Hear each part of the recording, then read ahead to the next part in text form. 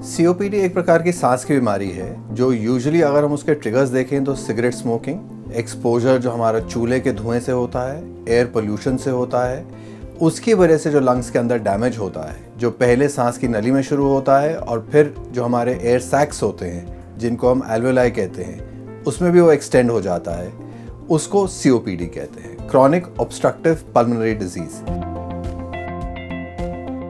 जो ऐसे मरीज होते हैं उनको सांस लेने में दिक्कत आती है, खांसी रह सकती है, चेस्ट में टाइटनेस लगती है, कंजेशन लगती है, धीरे धीरे वजन भी कम होना शुरू हो जाता है, कुछ लोगों को बार बार बलगम बनना शुरू हो जाता है, बलगम की बीमारी हो जाती है, चलने में सांस फूलना शुरू हो जाता है, शुरू में थोड़ा होता है फिर धीरे धीरे बढ़ता जाता है, फिर एक स्टेज ऐसी भी आती है जब लंग्स इतने खराब हो जाते हैं कि उनको कई बार ऑक्सीजन भी देनी पड़ती है, ऑक्सीजन डिपेंडेंस हो जाती है और ऐसे मरीज घर में भी ऑक्सीजन का इस्तेमाल करना शुरू कर देते हैं।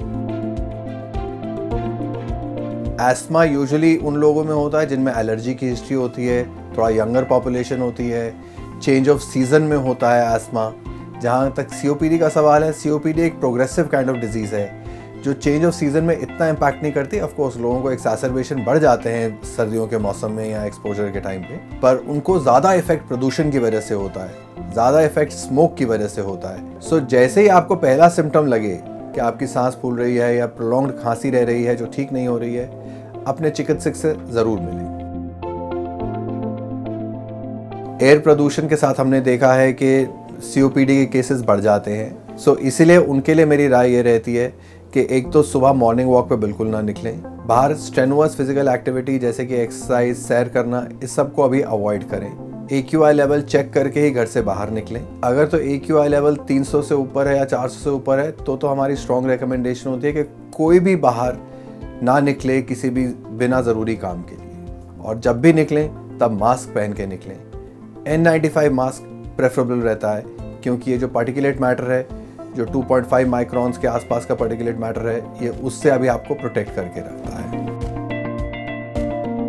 इसके लिए जो है इन्हेलर्स का इस्तेमाल करते हैं। इन्हेलर्स कई प्रकार के होते हैं जिनको शॉर्ट एक्टिंग होते हैं, लॉन्ग एक्टिंग होते हैं। सो स्टेबल कंडीशन में तो लॉन्ग एक्टिंग की ज़रूरत पड़ती है।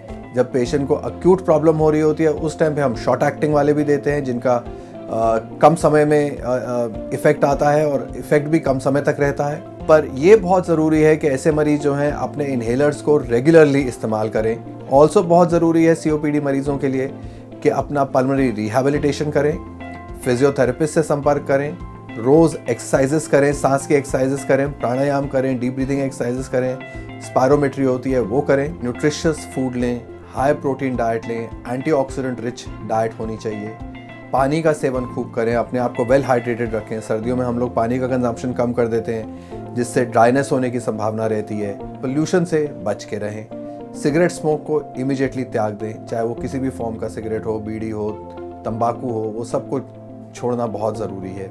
और साथ साथ वैक्सीन ज़रूर लगवाएं। इन्फ्लुएंजा के अगेंस्ट वैक्सीन लगाना ज़रूरी है और एक और इन्फेक्शन होती है जिसको न्यूमोकॉकल इन्फेक्शंस कहते हैं, उससे प्रिवेंट करने के लिए भी वैक्सीन लगवाएं।